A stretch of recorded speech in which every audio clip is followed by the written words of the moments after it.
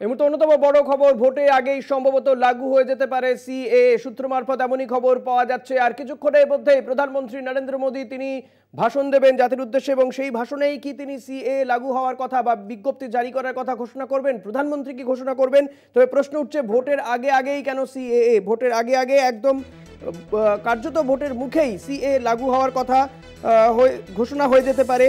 গোটা দেশ জুড়ে চালু হয়ে যাবে সেক্ষেত্রে নয়া নাগরিকত্ব আইন, এবং এই নিয়ে কিন্তু ইতিমধ্যেই বিরোধী রাজনৈতিক দলগুলি তারা এক প্রকার সুর চড়িয়ে রেখেছে। গতকালও আমরা দেখেছি মমতা বন্দ্যোপাধ্যায় তিনি এ নিয়ে সুর চড়িয়েছেন যে রাজ্যের মানুষকে ডিটেনশন ক্যাম্পে যেতে দেবেন না, সি ভোটা হতে দেবেন না। মমতা বন্দ্যোপাধ্যায় গতকালই তিনি ব্রিগেডের মঞ্চ থেকেই ঘোষণা করেছিলেন লোকসভা ভোটের আগেই দেশ জুড়ে চালু হয়ে যেতে পারে সংশোধিত নাগরিকত্ব আইন। এই সংক্রান্ত বিজ্ঞপ্তি প্রকাশ করতে পারে কেন্দ্রীয় স্বরাষ্ট্র মন্ত্রক। 2019 সালে দ্বিতীয়বার ক্ষমতায় এসে সিএএ পাশ করিয়েছিল কেন্দ্রের মোদী সরকার। পলিটিক্যাল এডিটর আশিস চট্টোপাধ্যায় রয়েছেন।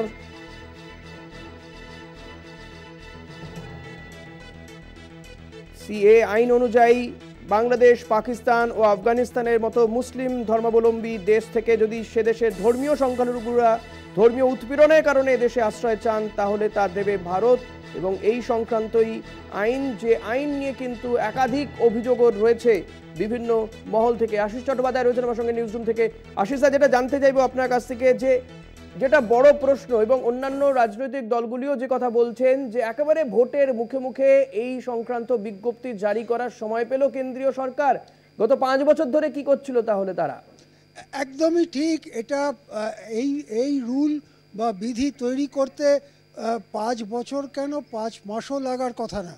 যখন তারা আইন পাশ করেছিল তখনই তাদের মাথায় ছিল এটা এমন একটা সময় কাজে লাগাতে হবে যখন এটার সবথেকে বেশি রাজনৈতিক ফসল তোলা যাবে।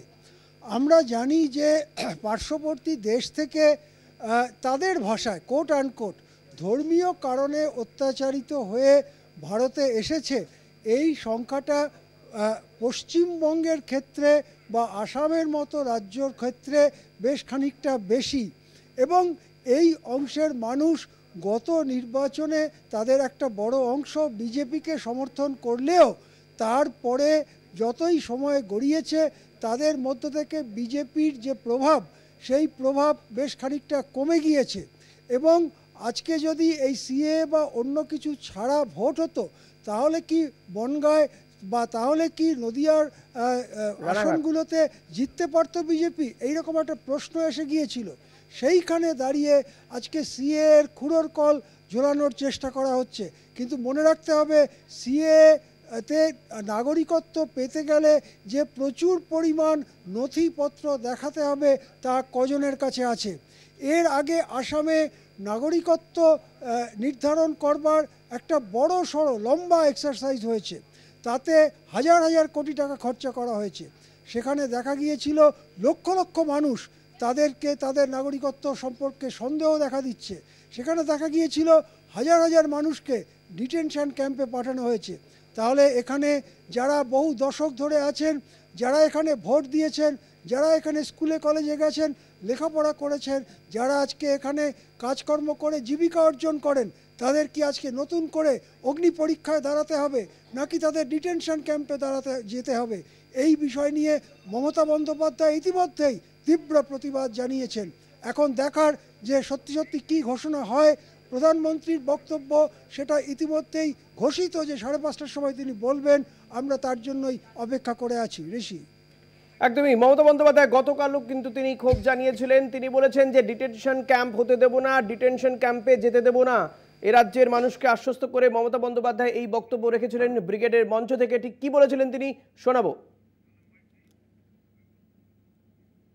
মতুয়া ভাই বোনেরা, বলো হরি হরি বল আর বলেছিল ইলেকশনের পর আধার কার্ড কেটে নিয়েছিল আপনাদের। তারপরে আমি গর্জে উঠলাম, আমার গর্জন শুনে থমকে গেল। ইলেকশনের আগে বলবে ক্যা দেবো, ক্যা দেবে না, ওটা ব্যা দেবে, তার মানে ব্যাকআউট করবে, এবং ইলেকশনের পরে আপনাদের সব কেড়ে নেওয়া হবে আর ওপার বাংলায় পাঠিয়ে দেওয়ার চেষ্টা করা হবে। কিন্তু আমরা আপনাদের শেল্টার দেবো, আমরা আপনাদের কাউকে ডিটেনশন ক্যাম্পে যেতে দেব না। আর কিছুক্ষণের মধ্যেই হয়তো প্রধানমন্ত্রী নরেন্দ্র মোদী তিনি ঘোষণা করবেন যে গোটা দেশ জুড়ে নয়া নাগরিকত্ব সংশোধিত আইন লাগু হয়ে যেতে পারে। 2019 সালে যে আইন পাশ হয়েছিল সংসদে সিএএ, ওই আইন অনুযায়ী বাংলাদেশ, পাকিস্তান ও আফগানিস্তানের মতো মুসলিম ধর্মাবলম্বী দেশ থেকে যদি সে দেশের ধর্মীয় সংখ্যালঘুরা ধর্মীয় উৎপীড়নের কারণে এদেশে আশ্রয় চান তাহলে তা দেবে ভারত সরকার। এই সংক্রান্ত আইনই হচ্ছে সিএএ এবং রাষ্ট্রপতিও কিন্তু এই আইন অনুমোদন দিয়েছিলেন। তৎকালীন রাষ্ট্রপতি ছিলেন রামনাথ কোবিন্দ। কিন্তু কেন্দ্রের তরফে এতদিন অতিবাহিত হয়ে গেল, প্রায় 5 বছর অতিবাহিত হয়ে গেল, তারপরও সিএএ কার্যকর করা নিয়ে কোনো বিজ্ঞপ্তি জারি হয়নি। আবারও একটা ভোট আগত এবং সেই ভোটের মুখেই সম্ভবত সিএএ বিজ্ঞপ্তি জারি হতে পারে। এই নিয়ে কথা বলবো। আমরা এই মুহূর্তে টেলিফোনে যোগাযোগ করতে পেরেছি সিপিআইএম নেতা তন্ময় ভট্টাচার্যের সঙ্গে। তন্ময়দা, স্বাগত জানাবো কলকাতা টিভিতে। আবারও আমরা সূত্র মারফত খবর পাচ্ছি যে সিএএ বিজ্ঞপ্তি জারি হতে পারে, এমন একটা খবর পাওয়া যাচ্ছে। কি বলবেন আপনারা একে? বিজেপি বুঝতে পারছে এই নির্বাচন তাদের জন্য পরাজয় লিখে রেখেছে। তৃতীয়বার সরকারে আসা নরেন্দ্র মোদীর পক্ষে সম্ভব না। এইটা বুঝতে পেরে যত রকম ভাবে সম্ভব মানুষকে ভয় দেখানোর চেষ্টায় বিজেপি মরিয়া।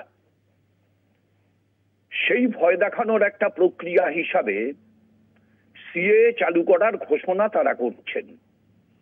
যে মানুষ নরেন্দ্র মোদীর কপালে পরাজয় লিখে রেখেছেন সেই মানুষ লড়াই করেই সেই সিএএ কে ঠেকিয়ে দেবেন, এ ব্যাপারে আমাদের বামপন্থীদের কোনো সংশয় নেই। কিন্তু বিজেপি যে ভয় পেয়েছে সেটা বিজেপির লোকেরা যদি বোঝেন তাহলে ভালো হয়। তন্ময়, যদি সিএএ লাগু হয়ে যায়, এরকম যদি বিজ্ঞপ্তি সত্যিই জারি হয়, তাহলে আপনারা কি মাঠে নামবেন? কোনো কি পরিকল্পনা কিছু করছেন? আমরা তো প্রথম থেকে মাঠে নেমে আছি। একদম প্রথম থেকে আমরা মাঠে নেমে আছি, আমরা রাস্তায় নেমে আছি। আমরা মাঠ এবং রাস্তা কোনোটারই দখল ছাড়বো না। নামার তো কোনো প্রশ্ন আসছে না, ছাড়বো না এইটা আসছে কথা।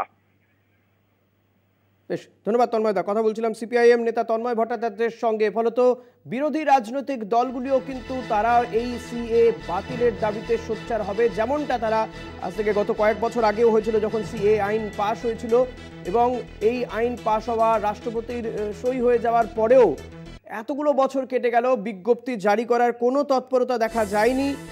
তবে এ রাজ্যে এসে স্বরাষ্ট্রমন্ত্রী তিনি জানিয়ে গিয়েছিলেন যে সিএ কার্যকর হবেই, কেউ আটকাতে পারবেন না। কিন্তু তারপরে পরে এই মার্চ মাসের শুরু থেকে প্রধানমন্ত্রী কয়েক দফায় এ রাজ্যে এসেছেন, কোনো সভাতেই কিন্তু সিএএ নিয়ে কোনো উচ্চবাচ্য তিনি করেননি। এমনকি বারাসাতের সভাতেও কিন্তু দেখা গিয়েছিল যে শান্তনু ঠাকুর, মতুয়াদের নেতা এবং ওই বনগাঁ লোকসভা কেন্দ্রের যিনি বর্তমান প্রার্থীও এই লোকসভা নির্বাচনে, তাকে কিন্তু সেই মঞ্চে দেখা যায়নি।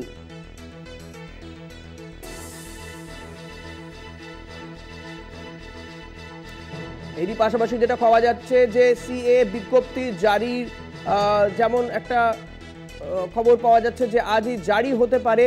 এর পাশাপাশি কিন্তু বিরোধী রাজনৈতিক দলগুলি তারাও কিন্তু হাত গুটিয়ে বসে নেই, তারাও এর বিরোধিতায় মাঠে নামবেন বলে জানাচ্ছেন।